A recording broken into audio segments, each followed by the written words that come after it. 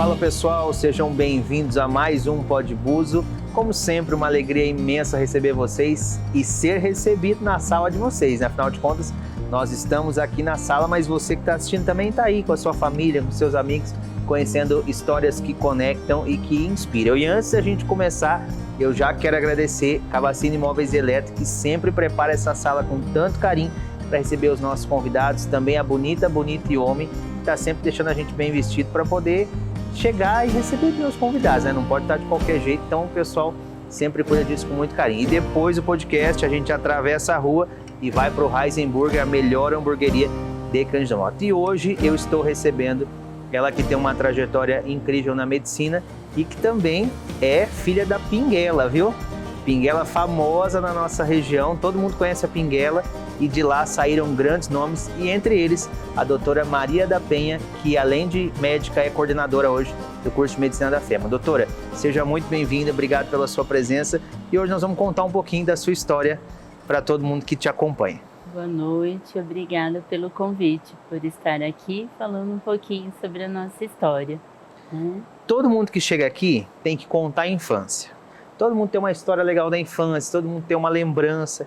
E eu queria saber da sua infância. A senhora nasceu em Assis, mas cresceu na Pinguela, né? Para quem está assistindo e não sabe, a Pinguela é um bairro rural de Cândido Mota, um bairro muito conhecido e que tem famílias tradicionais. Grande parte das famílias de Cândido Mota nasceram na Pinguela, né, doutora? Sim, descendentes de italianos, né, Cláudio? Na verdade, eu nasci na maternidade de Assis, mas meus pais sempre moraram na zona rural, né, no bairro da Pinguela, assim como a sua família também, né? Sim. E até um tempo atrás, eles tinham os filhos em casa mesmo, né? Eram as parteiras que realizavam o parto. Na minha época, a minha mãe já foi ter o filho na maternidade, por isso que foi na maternidade de Assis. Mas nós morávamos na Pinguela e eu só saí para estudar com 17 anos de lá, né? Estudava na Pinguela mesmo, né? Estudei na Pinguela até a quarta série, do primeiro à quarta, né? Do ensino fundamental, que hoje se fala fundamental, e na nossa época nós chamávamos de primário, né? Então, na primeira à quarta série eu fiz lá na Pinguela mesmo. Como que era a escola lá, doutora? A escola era perto do campo de futebol lá da Pinguela de Baixo, que a gente chama, né? E era uma escola, tinham exatamente acho que 4 salas, né? As professoras eram daqui de Cândido Mota que iam. A dona Graziela Caron foi uma das professoras que eu peguei já, ela estava se aposentando. Ela chegou a dar aula um pouquinho para mim. E muitas outras, a dona Marisa foi a professora que me alfabetizou, hoje ela mora em Assis ainda. Tenho o privilégio de ter contato com ela já foi minha paciente. Então é muito emocionante pra gente, né? Saber que saiu de lá, né? E que conseguiu realizar um sonho mesmo, né? Então até a quarta série eu estudei lá e depois vim para o Rashid. Aí da quinta série até o segundo colegial eu fiz aqui no Rashid Jabbour. Só saí para fazer o terceiro colegial. Já com o intuito mesmo de me preparar para o vestibular de medicina, né? O meu foco sempre foi a UEL e foi onde eu consegui realizar minha graduação. E a infância na Pinguela? Era da Pinguela de cima ou da Pinguela de baixo? Na Pinguela de cima, quase a Pinguela do meio, né? Porque o nosso sítio fica do lado de lá do rio, né? É perto da igreja, né? E lá tem o campo de futebol. Eu fui catequista dos 12 aos 17 anos, lá naquela igrejinha da Pinguela. Minha mãe sempre participou muito da igreja, das celebrações, foi ministra de Eucaristia.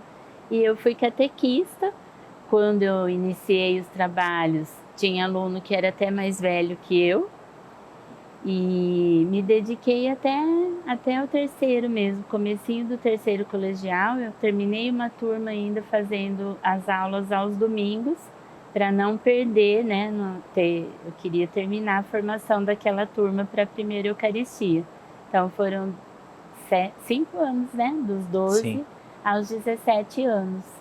A senhora tem irmãos? Tenho uma irmã, ela se chama Tânia, ela é enfermeira, participou muito da administração da saúde aqui, foi secretária da saúde aqui em Cândido Mota, foi em Tarumã, fez um trabalho muito bonito, tenho muito orgulho dela.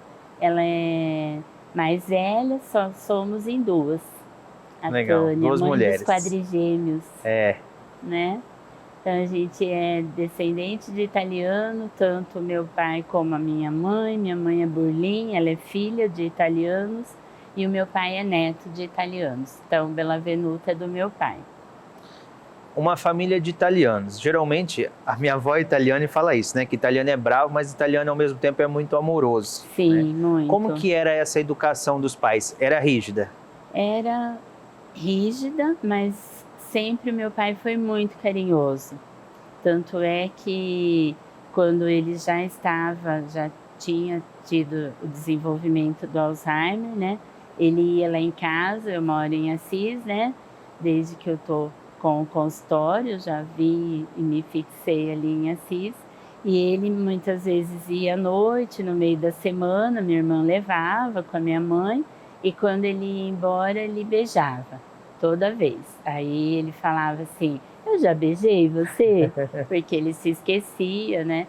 E foi um pai muito amoroso, muito dedicado. Minha mãe é até hoje, né? Ele infelizmente já faleceu, tem 6 anos e meio. E a minha mãe já vai fazer 85 anos.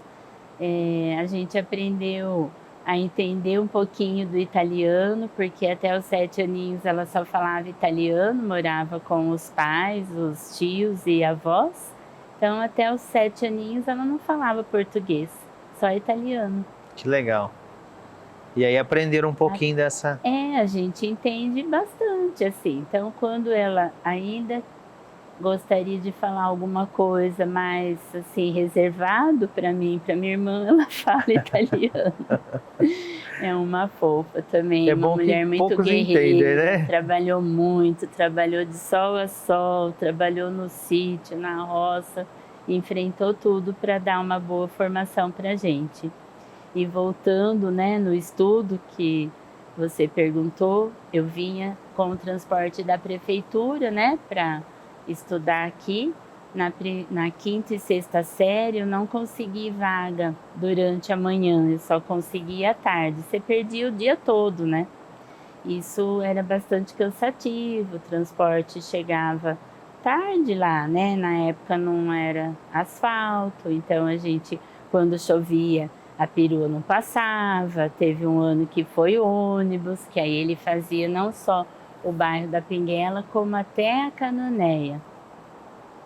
E eu não gostava de perder aula, porque eu sempre fui muito focada nos estudos, já desde muito novinha. Eu só ficava estudando, ou algumas vezes, né, quando podia, lógico, ajudava minha mãe nos afazeres da casa, mas o tempo que eu tinha disponível era para me preparar, para estudar.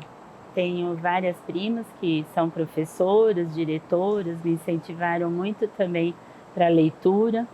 E naquela época que eu era novinha, eu também tinha vontade de ser professora, porque eu tinha o modelo, né, na minha família.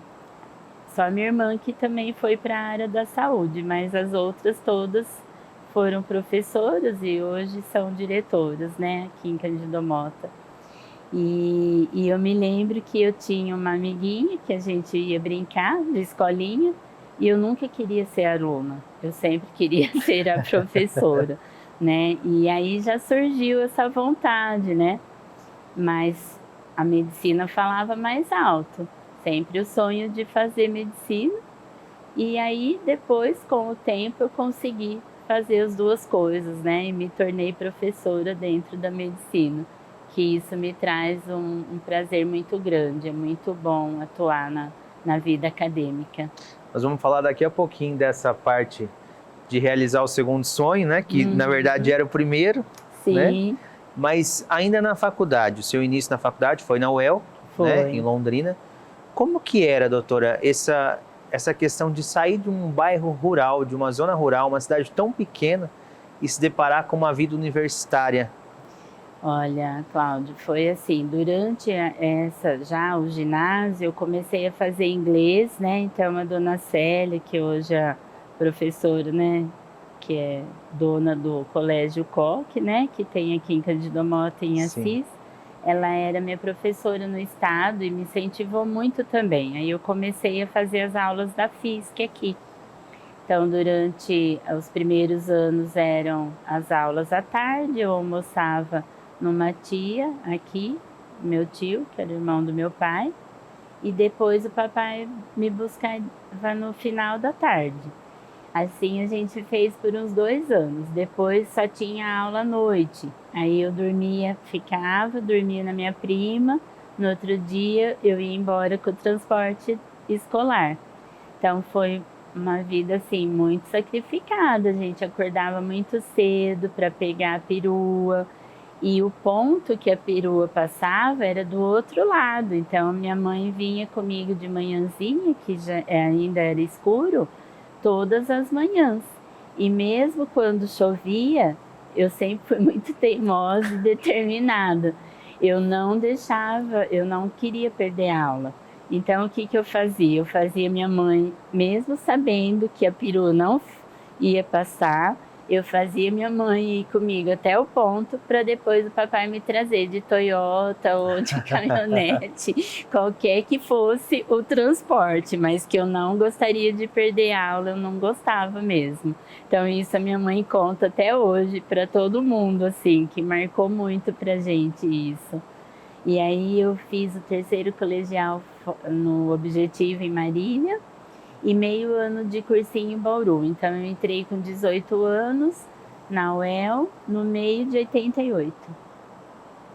E mesmo morando no sítio, né? Não tinha asfalto, o papai ia me buscar e me levar para a rodoviária de Assis. Aí eu ia de ônibus e no 5º ano ele tinha um Fusquinha. Daí ele reformou esse Fusca, pintou de branco, colocou banco alto e parecia que eu estava ganhando um carro zero. E com certeza era, porque só o amor, a dedicação, a vontade que eu tinha era... Isso para mim era foi muito, né? Tudo sempre o que eles fizeram por mim. E aí eu ficava com o Fusquinha lá em Londrina, né? Porque a gente tinha aula daí nos 2 últimos anos só no internato e era no HU, que era perto do aeroporto. Então aí já precisava ter um carrinho. E às vezes eu queria vir com o Fusca de final de semana para casa, mas aí o meu pai falava: não é seguro você pegar, é melhor você vir de ônibus, né? Mas às vezes eu era teimosa e acabava vindo com o Fusquinha mesmo. É. E vinha bem o Fusquinha? Vinha bem, nossa. E ele me ensinou a dirigir, eu tinha 12 aninhos. Dirigia até Toyota, trator. Aprendeu de tudo? Aprendi tudo. Existia essa diferença, né? A vida na zona rural, as crianças aprendiam tudo muito cedo, né? Sim. Até por uma necessidade, muitas vezes, de ajudar os pais, né? Então precisava saber para poder ajudar também, Sim. né? Então aí outro dia até eu brinquei com um aluno que ele passou, eu estava em frente à clínica do Dr. Pimenta e uma senhora estava tentando fazer a rampa e o carro afogou, ela não conseguia sair, eu dei a volta e desci do meu carro e fui para ajudá-la. Só que ela não conseguia pôr primeira, não conseguia, o freio de mão não segurava. Aí chegou, esse aluno meu passou, falou: quer ajuda aí, professora? Eu falei: a gente está tentando. Ela ficou muito nervosa. Aí um senhor que chegou de caminhão, né? Chegou atrás, aí calçou com um pedaço de madeira e ela conseguiu sair, né? E aí eu brinquei com o meu aluno, falei: olha, até instrutora eu fui na Pinguela, no meio do campo de futebol, eu ensinei muitas amigas a dirigir, porque eu aprendi muito novinha. Então né? ficava ensinando as outras. Ficava ensinando. Que legal. Sempre, na época era mais Fusca, né? Sim. Que tinha. Sim. Muito Dirigia bom. muito Fusca e trator, né? Trator, né? Toyota também, né? Caminhonete. Uhum. E Muito quando que bom. surgiu, aí já na faculdade, a especialidade que a senhora escolheu? Isso sempre foi desde o início a sua vontade? Não, Como que foi esse caminho? eu sempre queria pediatria. Todos os trabalhos foram na área da pediatria. Até o 5º ano eu não pensava em outra especialidade. Sempre gostei muito, tanto é que até hoje eu atendo crianças dentro da endócrino, né? Mas naquela época eu gostava muito e a UEL sempre foi uma escola assim com bastante rígida, né? Professores que exigiam muito da gente, uma carga horária que hoje, se você colocar isso para um aluno do internato, ele processa a faculdade, né? Mas na época, nosso regime de internato era muito rigoroso, com professores assim que exigiam muito mesmo.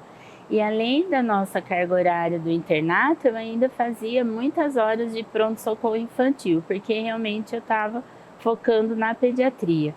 Quando eu já estava terminando o 5º ano e tive contato na UTI neonatal, eu achei que eu não ia dar conta de cuidar daqueles bebezinhos. E me apaixonei pelo endócrino, comecei a ter contato, tive a disciplina já no internato, uma professora que até hoje é muito amiga minha, lá de Londrina. Eu lembro das discussões com ela, assim, do que eu estudava de diabetes, os temas que ela propunha para que eu estudasse. E aí eu me apaixonei pelo endócrino e pensei, bom, eu acho que eu consigo conciliar dentro da endócrino tanto a clínica médica como a pediatria, né? E tanto é que hoje eu atendo desde uma criança até um idoso, né? Consegue ter uma ampla, né, abordagem aí, porque eu adoro atender as crianças também. É Então, interessante quando a senhora fala disso, né? Lá na adolescência tinha o sonho de ser médico e ser professora. Conseguiu ser as duas coisas. sim. Né? Aí na medicina queria ser pediatra e queria ser endócrino. Também vão ser as duas coisas. Nunca é assim, vou escolher um, vou dar um jeito de fazer os dois, é isso? Porque é assim, ó, para fazer endócrino você tem que ter ou 2 anos de clínica ou 2 anos de pediatria. E aí você pode estar atuando, quem é endócrino pediatra também pode atender os adultos, Sim. né? E aí na minha formação eu fiz a residência de clínica e endócrino em Marília, na FAMEMA, e depois fiquei 1 ano indo para Botucatu fazendo a parte de hormônio de crescimento depois que eu tinha terminado a residência.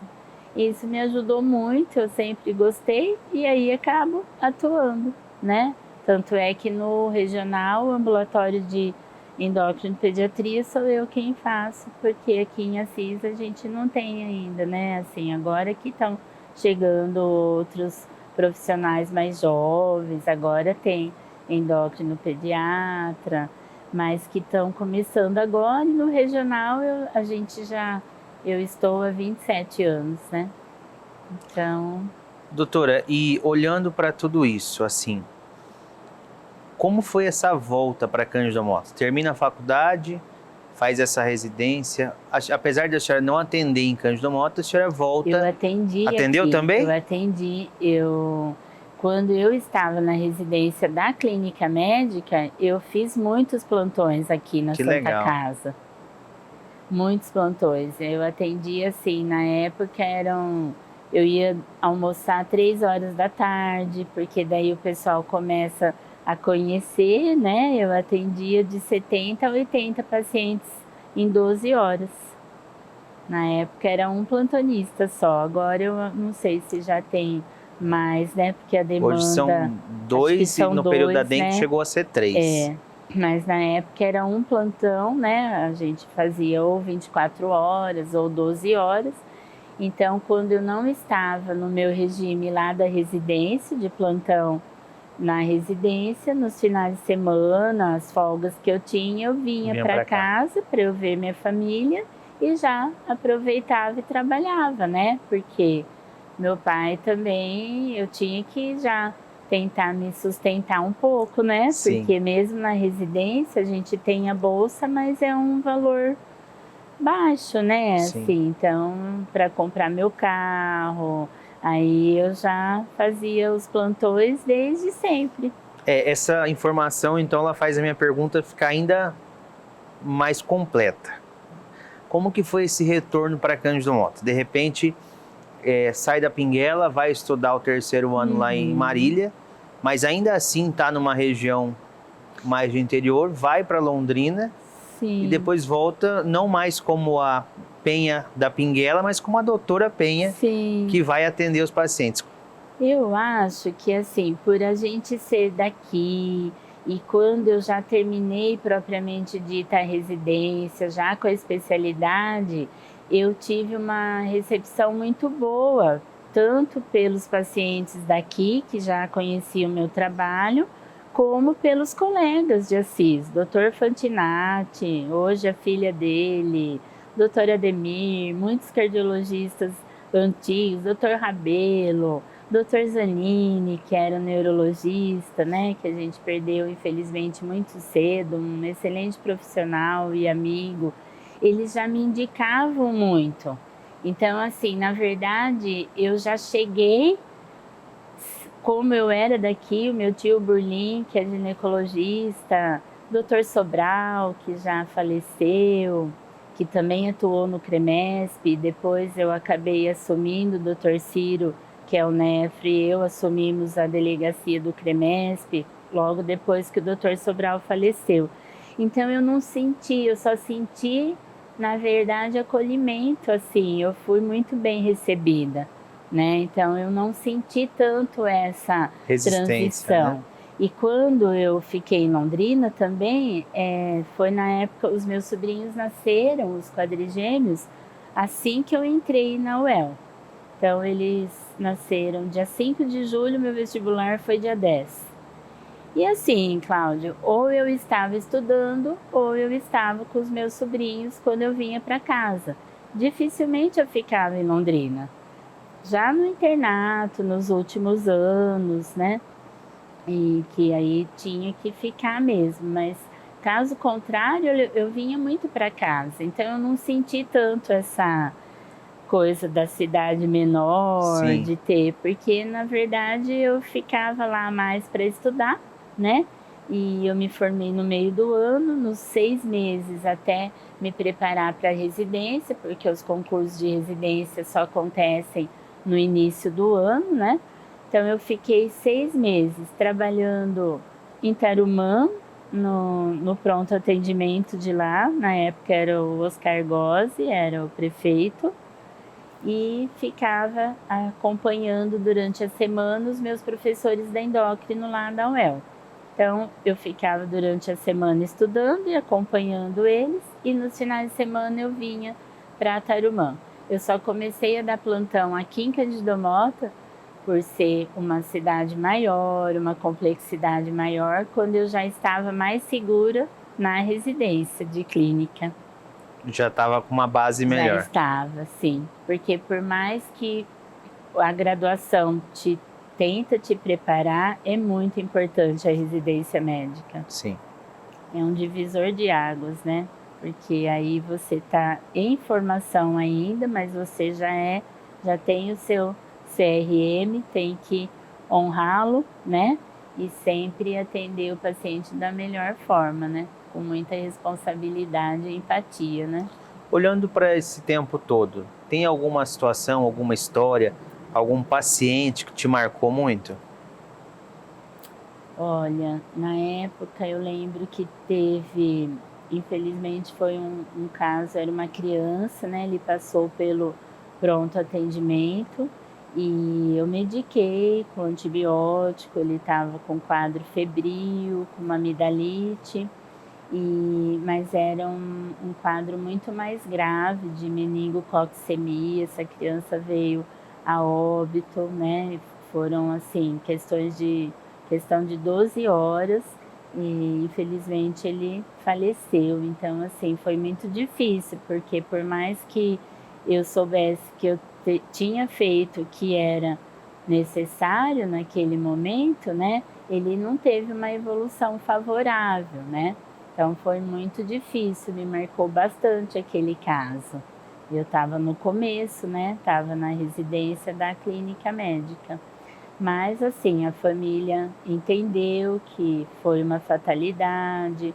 O Dr. Silas, na época, também deu toda a assistência para a família. O nosso amigo que é infectologista, que também já faleceu, um profissional maravilhoso, fez todo o trabalho de orientação para essa família e de atenção mesmo, assim, Sim. né? De acolhimento, porque não é fácil, né?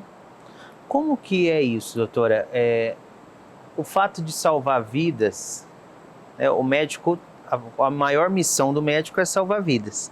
Mas nesse caminho ele também perde vidas, Sim, né? com certeza. Como que é esse sentimento de não conseguir salvar aquela vida? É muito difícil, lógico, porque a gente se forma, né, imaginando que você vai sempre só ter coisas boas, né? Mas a gente sabe que nem sempre você consegue salvar, né? Aliviar a dor, sim, né? Então é importante que você tenha isso, que você não seja onipotente e achar que você vai conseguir salvar todo mundo, porque isso não acontece, né? Sim. Então é difícil trabalhar com isso, principalmente logo que você se forma, de estar fazendo esse enfrentamento, né? Mas com o tempo, o amadurecimento, a gente sabe que você tem um limite, né? E que além disso existe, né, uma vontade superior aí, né? Que a gente só é um instrumento aí na mão, né?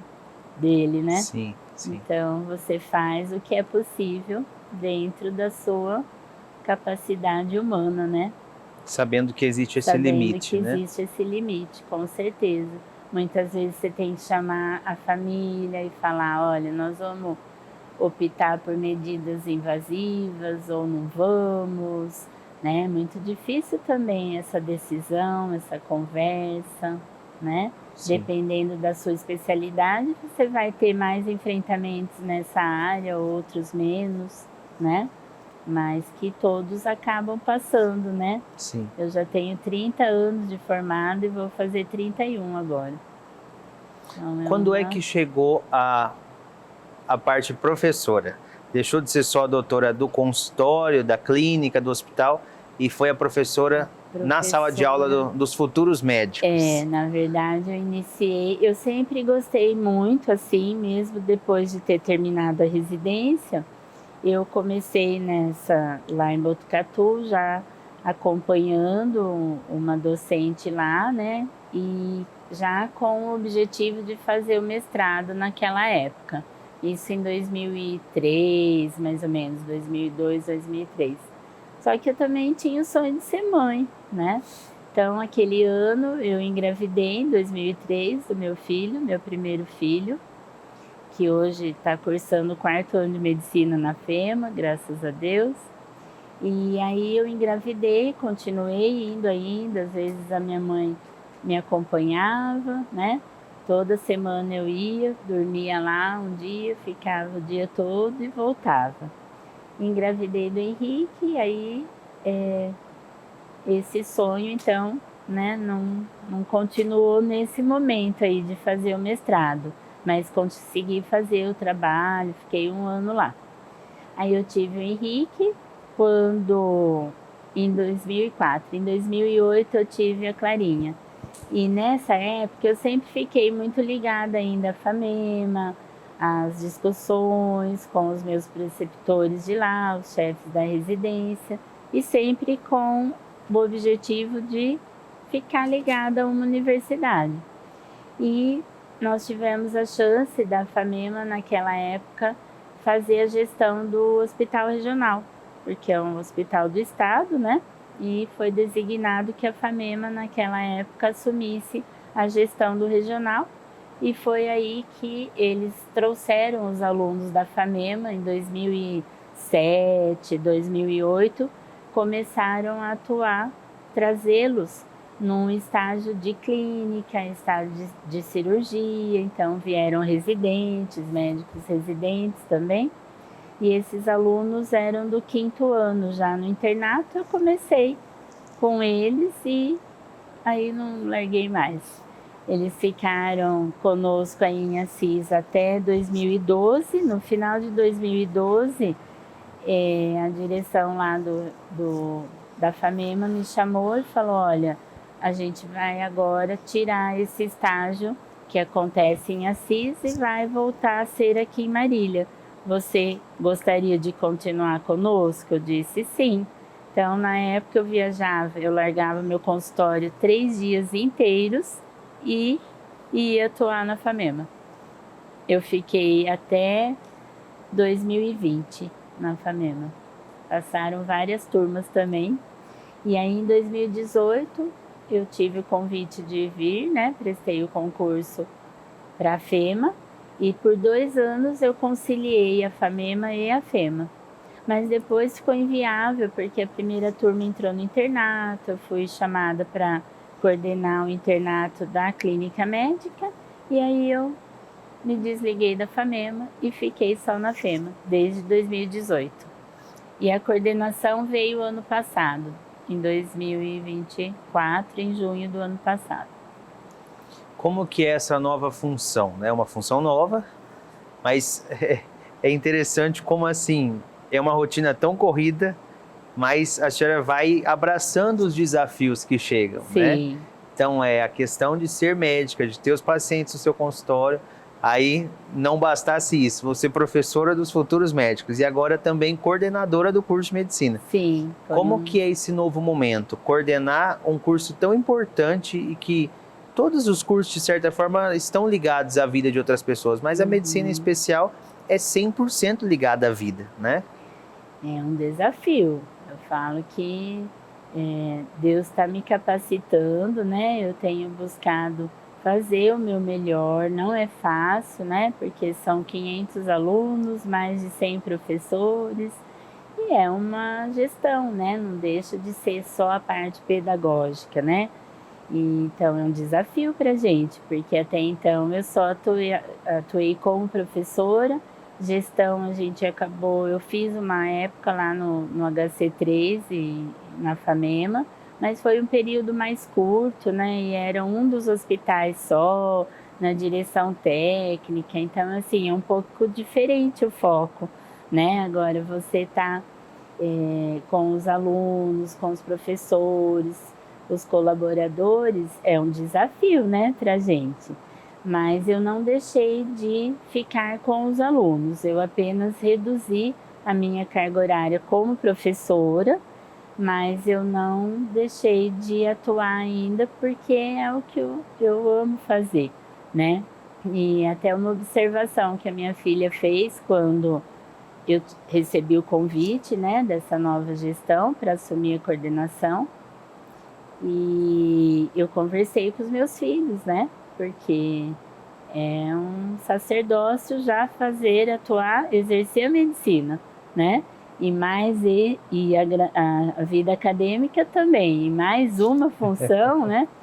Aí eu achei muito interessante, porque a Clara, agora ela vai fazer 17 anos, né? Então ela estava com 15 para 16 aninhos, e ela falou assim para mim: mamãe, eu só tenho medo de uma coisa, de você assumir esse cargo, é você deixar de fazer o que você mais ama, que é estar com os alunos, ensinando um pouco da medicina, né? Então eu achei muito interessante, muito sensível da parte dela, né? Uma adolescente, mas que me conhece muito, né? E que o medo dela era esse. Mas graças a Deus, assim, a gente tem conseguido conciliar, conseguir diminuir um pouco a carga horária dos alunos para me dedicar para a coordenação. Estamos aí há 10 meses nessa função. Uma faculdade relativamente nova, né? Sim. Um curso novo. Você está em qual turma lá? Nós estamos formando a 7ª turma agora. E então a gente já está na 18ª, que está na primeira etapa, 18ª. Sim. comparado, né, aos cursos que a gente já tem, é um curso novo. Sim, né? E com um certeza. desafio, né? Diante de tantas grande, coisas, é um muito grande desafio, né, doutora? É um curso novo aqui, né, para nós, novo, com as ferramentas, né, da aprendizagem ativa, com pequenos grupos, bem diferente do que é o tradicional, né? Então, as Sim. turmas são divididas em pequenos grupos de 10, no máximo 12 alunos. Cada cenário desses grupos tem um tutor, né? Então, é bastante desafiador. Sim. Mas, assim, o que a gente tem tido de feedback dos egressos é que eles se posicionaram muito bem, né? Nas residências, estão conseguindo se posicionar. E mesmo aqueles que ainda não tiveram acesso à residência, eles estão trabalhando como médicos de saúde da família, em pronto-socorro. Então, a gente tem tido um feedback muito bom, né, desses egressos. Isso é muito gratificante, né? Uma das meninas que fez o estágio optativo agora, recentemente na UEL, ela fez um agradecimento para a gente na coordenação, para os nossos colaboradores, para todos os professores, dizendo que ela tem muito orgulho de estar se formando aqui na FEMA. Então, isso para a gente é a coroação de todo um trabalho, né? De todos os professores, não só de um, né? Cada um tem a sua, né, participação lá desde a primeira etapa até o finalzinho da 12ª, né? E que sem eles a gente não consegue fazer nada, né? Qual que é a sensação de chegar no hospital, de chegar no consultório e ver alguém que passou pela sua sala de aula hoje sendo médico? É uma delícia. Não tem... Eu falo que assim, hoje mesmo eu atendi a mãe de uma das meninas que foi aluna na FAMEMA minha. Ela mora em Chaporã e poderia ter ido em Marília, né? Que é do lado. Mas ela veio me procurar como médica endocrinologista porque a filha terminou psiquiatria, está atuando em São Paulo, mas ela falou: mãe, tem que ser ela para cuidar da senhora. Então, assim, não tem dinheiro que pague isso. É muito gratificante mesmo. É muito bom, uma sensação maravilhosa. Você poder dividir, né, a sua experiência, o que você aprendeu ao longo dos anos com esses alunos e depois vê-los atuando, né, de uma forma muito exemplar. Eu acho que é muito bom, muito gratificante. Em algum momento a senhora olhou, seja na adolescência, seja na faculdade, ou seja agora seguindo carreira, em algum momento passou pela sua cabeça desistir disso? Jamais. Eu não consigo me imaginar em outra função. Desafios tivemos sempre, né? Muitas dificuldades morando no sítio com toda essa, né? As dificuldades que a gente já colocou, mas eu nunca pensei em desistir, não. Sempre teve uma força muito grande aqui dentro da italiana, do que eu herdei da minha mãe e do meu pai, né? Então, acho que isso é o que nos impulsiona na vida, né? Como que é hoje voltar para Pinguela, rever os amigos, rever as famílias? Então, agora eu não tenho ido muito, né? Porque quando o papai começou a perder mais a autonomia, eles já vieram para a cidade, né? Depois mas ainda a gente tem o sítio lá, né? Meu cunhado que acaba cuidando de tudo lá. E a mamãe vai um pouco mais, né? A gente acaba indo pouco.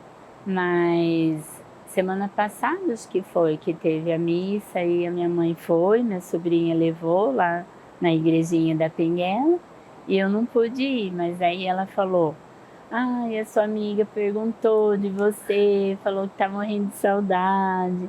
Então, assim, é muito bom, né? Quando a gente ia mais para as missas, quando tinha, é uma sensação muito boa, né?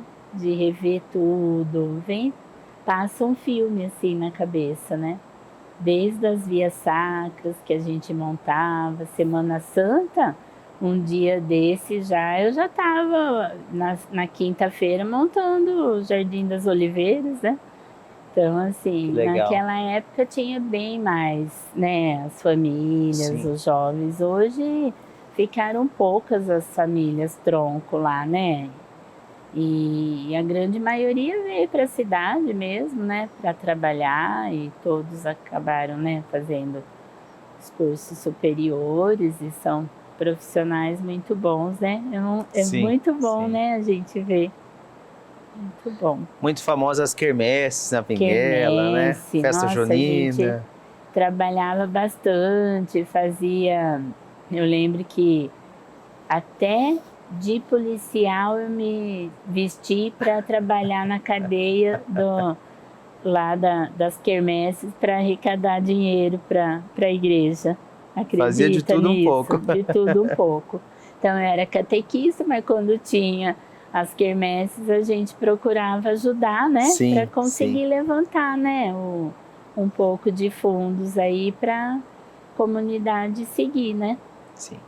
Nós vamos fazer agora perguntas e respostas rápidas. Um sonho. Ser médica. Um sonho não realizado. Não realizado? Ai, difícil assim eu dizer. Acho que não consigo falar que eu nunca consegui realizar tudo que eu mais gostaria. Assim, sou mãe, amo ser mãe, sou mãe da medicina. Os alunos me chamam de mãe Penha. Então, assim, a maternidade me fez muito bem, amo muito os meus filhos, vivo por eles e para eles. Então, eu não penso que ainda... Gostaria ainda de fazer o doutorado, continuar seguindo na minha carreira, isso sim. Mas eu acredito que eu vá conseguir ainda fazê-lo. Não foi realizado ainda, né? Vamos deixar essa palavrinha junto. Isso, ainda. Mas ainda vai ser. Vai ser. Um lugar. Que eu gostaria de...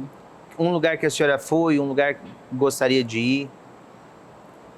Um lugar que eu fui e que eu gostaria de ir novamente é na Itália.